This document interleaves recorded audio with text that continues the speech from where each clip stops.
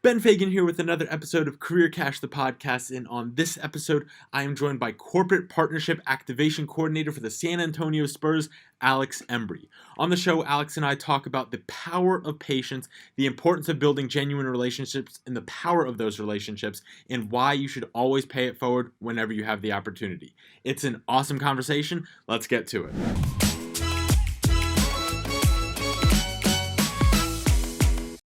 I'm super excited, as I always am, for each and every single episode that I do, and I just want to say welcome to the show, Alex. How are we doing today? Everything's great, man. It's good to be here. Good to see you, and appreciate again, like I said, having me on, and look forward to talking some shop. Absolutely. So what I like to do, with the start of every episode is kind of bring a little context about what you do, for everybody listening in, watching in. I know there's been some changes for you recently. So can you kind of catch us up to what you do? We got a little spoiler alert on the lid today. So what's been the latest with you? Yeah, so after graduating Lynn 2018, I spent the last 3 years with the Magic, with their in the business office and the partnerships team up in the Lakeland Magic and the Orlando Magic, and then in November 2021, I started with the San Antonio Spurs down here in San Antonio, Texas. So graduated Lynn Sports Management, took that degree and ran with it, and got an awesome opportunity with the Magic, and then when the San Antonio Spurs give you a phone call, that's a call you pick up. And I was very excited to get the opportunity and, really pumped to be here. So can you talk about that phone call? What was that like? How did that all come to fruition for you? Yeah. So, I will say, 2021 was definitely a rough one, obviously with 2020 being what it was. We had some, working in the sports industry, you saw a lot of teams kind of go through some furloughs, some changes, and the Magic were so great. They kept us on for a long time. And again, I worked on the G League side with the G League team. And they kept us around for a while. And sadly, during the bubble season, we weren't part of that. So I was furloughed for a couple months and was looking at a couple jobs and, saw an awesome opportunity in San Antonio. I mean, again, the Spurs are one of the best organizations in the NBA.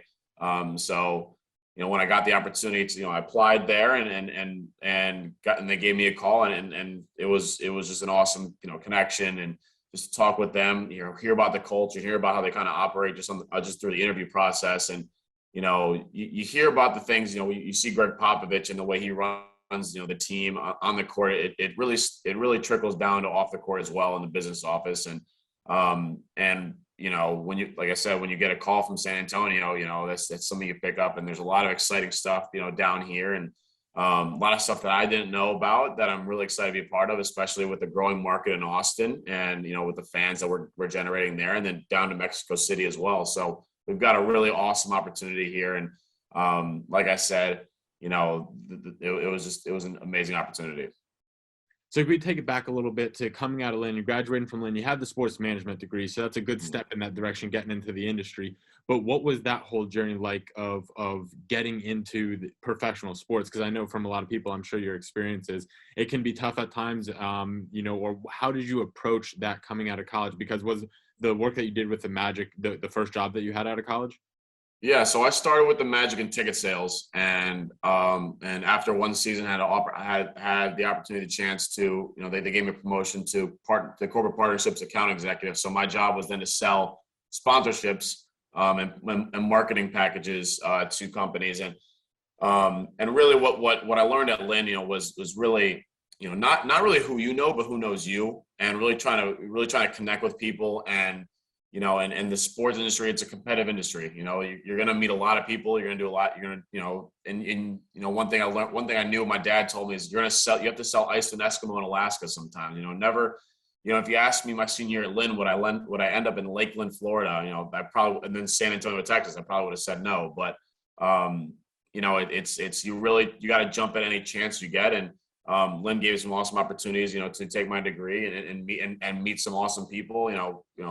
A lot of credit goes to Ted Curtis and go into the baseball winter meetings, learning to connect with people there, and obviously the awesome sports management program they got going on there. So was really just excited to kind of take some of my connections that I knew, and Orlando. My parents had just moved to Orlando as well, so it was really a blessing to be in the same area as them, and then just get my career started there with Orlando. I think that's an interesting twist that you put on it there, is not necessarily about who you know, but who knows you. So how do you go about, and we could talk specific to the sports industry, how do you go about creating, I guess, your own personal brand, when it comes about that? So people, you get your name out, people can learn about what you do, who you are, and, create opportunities for yourself. Yeah, I mean, it's really about just connecting with people and talking to people and staying connected. Obviously LinkedIn's a great resource, but also just going to any type of in person connection event. Working with the Magic. We did a ton of chamber events in the community, going out and meeting people and just showing face and representing. Obviously I represent the Magic then, but also representing myself and my family. And I think that's something that, that's extremely important, no matter what you do. And I think that just obviously introducing yourself, strong, obviously, I remember when I was at Lynn, the career center, I was doing like those soft skills class, instructional videos. And so obviously firm handshakes, eye contact, asking someone about themselves and just kind of getting to know them. That goes a long way. People love talking about themselves, so you can kind of just get a chance to learn about them, and they'll remember the face. They'll remember having those conversations, and those meetings will really take you a long way. And that's why I always take every relationship I have in the industry and really try to make the most of it and follow along. And people, especially people that work really hard, you want to keep those people around.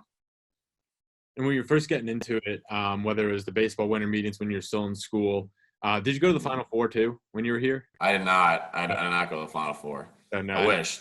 Yeah, I know your basketball is number one for you. Yeah. Yeah. I mean, baseball is always, obviously I grew up playing baseball. I didn't have a chance to play in college, but and obviously I fell in love with basketball again at Lynn. And but yeah, the Final Four is a heck of an experience. MLB, just to have those opportunities, and not a lot of schools can do that. And I mean, just it's again, a lot of credit goes to Ted Curtis and that crew over there. So thinking back to those experiences in getting into the first job with the Magic, then we'll touch on the Spurs, in a bit, and you kind of go whichever angle you want to touch. Were you nervous? What were you feeling like getting into your role, getting into the job in professional sports? I mean, there's definitely, it's definitely some nerves. You know how competitive the industry is, and everyone wants to work in sports. And going into ticket sales, so ticket sales is one of those roles that they really try to flush people out that way, because it's tough. It's a tough grind. You really got to cast a wide net. And sadly, I actually interviewed to do a job in Orlando. I didn't get it. And then so they said, hey, we have a position with our G League team in Lakeland, and I'm going to jump at the opportunity no matter what. Wasn't something I thought about, but you got to, and this is again something I learned at Lynn. You got to make the most of any opportunity. There's resources that are given to you, and you got to take that and run with it. And after one season of grinding, in the ticket sales, and they gave me a chance to do partnerships, and I'm sure we'll talk about that a little bit later. But partnerships is just hell of a it's a heck of a it's a transition, just because the conversations are better, are different. The process is different, but just going in though, you knew how competitive it was. You just had to kind of hit the ground running, working hard, and showing what you got. And I was able to make the most of what I had. What was the biggest thing that you kind of learned and discovered for yourself in ticket sales, which sales is sales, regardless of what industry it is? And I was talking with, I don't know if you remember him, Rigo Beltran. Mm-hmm. Remember the name? He played baseball. Yep. And so he's in real estate now. And that was one of the things we talked about when he was on the show, was how do you go about selling in not coming? Because I think selling in itself gets, the reputation of you're in sales, you're a slime ball, Yeah. And so how did you go about selling in a way where you felt good about it, you were efficient, you were effective? What were some things that you picked up in that regard? I think that we touched on it earlier. The big thing with sales in general is relationship building. I mean, I started ticket sales in May 29th, which is the day after Memorial Day 2018. So 2 weeks after graduation, and I didn't make my first sale until August 8th. And it was like a 5-game plan for like $90 it was one ticket. It was like one little thing. But what obviously made me successful was just building relationships in the community, getting involved, and being out there and showing face, and people just recognizing, because they didn't buy the product because the product they wanted to buy it from me and support, and that meant a lot to me for them to support myself and being out there, and that obviously extended through the next off season where I was I don't remember how much exactly I sold to, but I was able to to have it's really, like I said, relationship building. The best sellers are the best listeners, because you really have to take hear what the client has to talk has to offer, wants to talk about, and what their goals are. And that's obviously where, the goals go from personal goals and ticket sales, to marketing objectives and, company objectives in the partnerships around which I'm in now. So it's really about, like I said, relationship building, listening really, and just hearing the client out.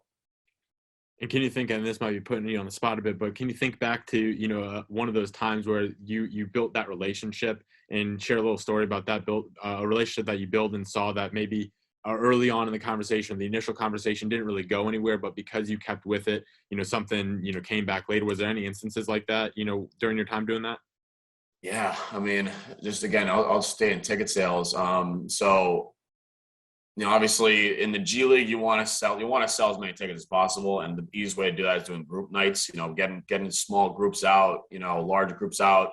So one of the groups I had was the Kaiser University, which is right next, 10-minute drive from the arena. So was able to have their sports science program come out, and their teacher, he'd been, we'd had conversations going back and forth, and he had been a fan. He ended up buying 2 courtside seats.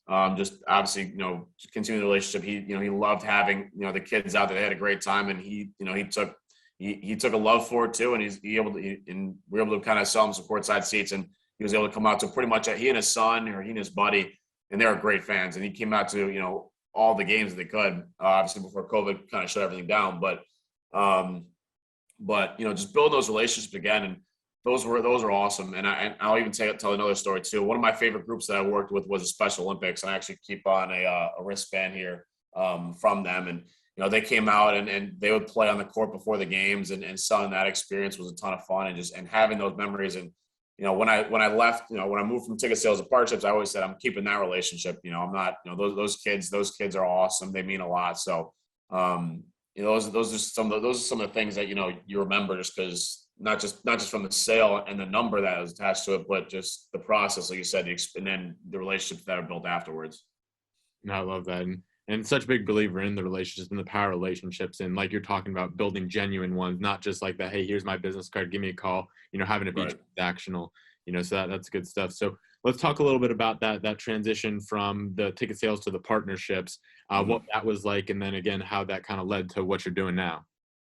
Yeah. So, like I said, ticket sales is pretty much you cast a wide net initially, you try to make a bunch of phone calls, and then say, hey, here's literally our product, buy what what can we get you? Partnerships is more about, it's more goal driven. It's say, hey, you speak with, the CEO or a CFO or CM, a marketing director, because we're selling marketing assets, and talking to them and saying, hey, how can the Lakeland Magic or the San Antonio Spurs, the Orlando Magic be a marketing arm for you all to build your brand and meet your goals, whether it's in PR and community, or whether it's on social media, or, do we get a player appearance to come out and drive fans to your store? So it's those type of conversations. Like, you're not going to make a sale, or you're not going to make a transaction right then and there. This is something that's built out. You got to understand marketing budgets, got to understand that. So that's, again, you're building a different type of relationship. You're building, you're trying to find out, what can we do to meet your goals in the long run. And, I always say, what I loved about my job is I was able to ride a free roller coaster at Legoland and have free food at restaurants, just because they wanted to show off their product to us. And that was a real a pleasure in itself to have that ability. But like I said, the conversation, it's not, you're not casting a wide net there, because sometimes, people, like, sometimes, a bank, for example, we want to be the exclusive bank. So, like, we make this sale, we're not talking to their bank. Where in ticket sales, you can sell as many banks as you want. But this one was more like, hey, if we want to pony up some money, we want to be exclusive. That's part of our goal, is to make sure that no other banks kind of jump in this area. So Again, it's those conversations, and then that process usually can take a month, 2 months. In the NBA, it can take 4 or 5 months. You start to have relationships, you start to build those conversations, and they'll obviously they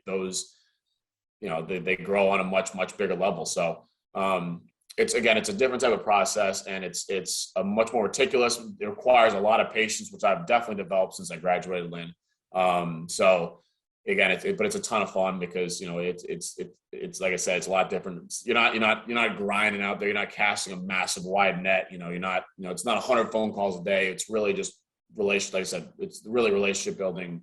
Tactical conversations. So when you were, whether it was patience or something else that you were gaining along the road, and I do want to talk about the patience thing because it seems to be a hot button topic. Sure. But when you came across something, whatever it is, where you're like, man, I'm not too familiar with that, on whether it's the marketing side, whatever it was for you. What did you do to put yourself in a position to gain the confidence? Okay, to learn about it. Who did you talk to? How did you approach that when you ran into something where it's like, I'm not so familiar with that, I'm not really sure what to do? How did you handle that? Well, there's always going to be instances where you're going to be in a situation where clients going to ask a question and you might not know on the spot. The worst thing to do is to give an answer that you're not sure about, and then having to go back on it later. So, being transparent and saying, hey, I don't have the answer for you right now, but I'll go back to someone. I'll go back to a manager. I'll be able to give that answer as soon as possible. Stowing that confidence in them and saying, hey, like, I'm not gonna lie to you right now. So let me be like, honesty, full transparency is really the best policy. And you don't want to, because you don't want them to find out they got lied to, and that's a big part of it. So yeah, being patient. Like I said, being patient, going back, finding the answer. I don't have it right now, but I'll get it for you later, and that goes a long way. So what was your earlier relationships, back in college, with patience? What was that whole dynamic like between patience and Alex Embree? Oh man, it was we fought on a daily basis. Yeah. I was definitely someone that if a class was running long, I was like, I just felt like it was stagnant. I was looking at my phone all the time, and like, when the heck can I get out of here? I'm very routine oriented, and was back then too. So I always want like, oh, if it's my last class of the day, like I'm trying to get to the gym right afterwards, or I'm trying to go to the caf or lunch. I was really trying to move on to my next thing, and even waiting on people. I was definitely not the best at that either. I was very much go go go. Which I still my bosses say, hey Alex, slow down sometimes, so there are some things I still got to learn, but yeah, patience was a definitely at Lynn. I was always on the move, always trying to go go go, and learning to slow down, learning to kind of breathe sometimes, learning to be okay. Like we're gonna get to our destination, our answer eventually. But yeah, that was definitely a learning process for me. Were there any experiences, along the road that kind of stick out to you in terms of when you needed to develop better relation, or helped you, develop a better relationship with the patients and said like, hey, okay, I got it, I can really slow down now? Was there any instance like that? Yeah, I mean, a lot of personal relationships really help with that. Obviously not jumping to a conclusion, not like getting mad at somebody, just taking a breath and be, okay, let's break this down one time. Let's cost benefit analysis for getting upset. That's a really good, that helps me a lot. And okay, what's the end goal? Just kind of breathing and thinking and taking a second, and like I said, I learned a lot of that in my personal relationships that I have taken to the business world too. So just taking time. That's really been the big thing. And obviously growing up, maturing, learning, going through life lessons, that's kind of helped along the way as well. Just taking that extra second for the little deep breath, it's good for it. Right. For the soul, good for the soul. So jump into present day now. We're in San Antonio with the Spurs, and you talked about the culture and how that really stuck out to you, and going through the interview process and how the culture was so apparent, in all facets, on the court, off the court, in the front office, everything like that. So I think that's so important when you're going into jobs, because in a lot of times, in a lot of instances, you feel like, oh man, they're interviewing me, but it's also important to understand that you're also interviewing them, and it has to be a good fit both ways. So can you talk a little bit more about what you were looking for in an organization, that what that culture looks like for you and that represents for you? Yeah, like I think you hit on the nose. Like you gotta, when you go to interview, you have to come prepared to ask questions yourself. You got to make sure it's the right fit. And also when you come in and asking questions, you sound prepared. Like you sound like you sound like you want the job. You've done your research. You're going in and you're doing all. And that is, like you touched on, very important. One of the things I was looking for, coming out of, the short answer coming out of COVID, I'm someone very social person. I want to be back in the office. I want to know kind of what the back to the office plans was. When I was back with the Magic after furlough, we were in the office every day after Labor Day, and that was awesome. Again to meet, and the most important part of that too was we were really rebuilding the office. I ended up being the longest tenured employee there. So when I was looking at the San Antonio Spurs, like, hey, how can I, what is our back to office plan? I want to be able to meet my if I'm going to a new market, I want to be able to meet my coworkers and develop those relationships, and that was really something that was important to me. But also, growth opportunities. I want to kind of hear about, what makes someone successful in this role, and how can I be better, and how can I help the team in that capacity. But then also, I have my own end goals and what I want to eventually become, and how the San Antonio Spurs, who are known, for that internal growth.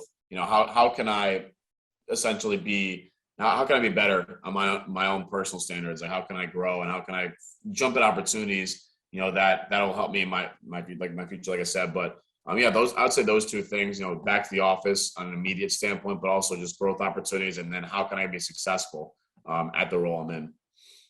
So where are you headed now? What does that look like for you on that personal level? What are you working towards each day? What's that big ultimate goal for you? Well, what I love about the partnerships role is you really work with every single department. Tomorrow we have an awesome event with Michelob Ultra, and my guy Eric, who works in the account, he had to coordinate with basketball operations to get a player appearance out there, and so we're lucky to have Keldon Johnson out at the event. On a marketing standpoint, we want to promote this event through our social media channels, so working with them on getting those posts up and promoting that. And then, obviously reaching out to, working with our partner and seeing what they can do. So and then we obviously work on ticket sales with certain projects as well. So, you really work with every department. And obviously, like I said, I do have a love for basketball on the player operations side. Had an awesome opportunity to do that, work with guys at Lynn in that capacity as well, and develop those relationships. But I think, the big thing for me is, I want to work my way up. You saw last night the Warriors holding up a trophy. I want to be on that stage one day. In some kind of form, and that's really the goal. I was able to win a championship with Lakeland on the business side, and that was really cool to get one of those rings. But it's kind of to be someone that's really responsible for building that, building that team, building that culture is really what I'm looking to do. And I think being on the partnership side, you learn so much. And there'll be a fit for me, in some role one day. No, never a doubt coming from this end here, and I'm excited to see what that's going to look like for you. So as we're coming to the end, it's always that bittersweet moment for me where it's time to cash out. Whether it's bitter because the show's coming to an end, but it's sweet because I know you got something valuable to leave the folks with. So what do you got for us today? I think the big thing is paying it forward. That's why, I was speaking with our assistant GM in Lakeland, when I was kind of trying to figure out what I want to do. And, he was really, giving me a ton of great advice. But the real big thing is, when you're in a spot to do so, pay it forward. There's gonna be people along the way that help you out on your journey. And coming on podcasts like this and speaking, on this, and anytime I can just talk with someone from Lynn or talk from anyone that wants to come up in the industry and just kind of talk shop. That's really paying it forward and giving advice and finding ways to help others. That's what's really important. And that goes a long way. Good things happen to good people. I truly believe that. And I think that's something that, especially in this super hyper competitive industry, it'll go a long way. So that's my thing. I'm always looking, to pay it forward. And I'll always remember that conversation that he and I had. I love it. You certainly paid it forward today, and you're one of the best out there. So I appreciate you coming on. This is a blast, and I'm excited to see you lifting up the trophy here soon. I appreciate that, Fagan, man. It's always good to catch up.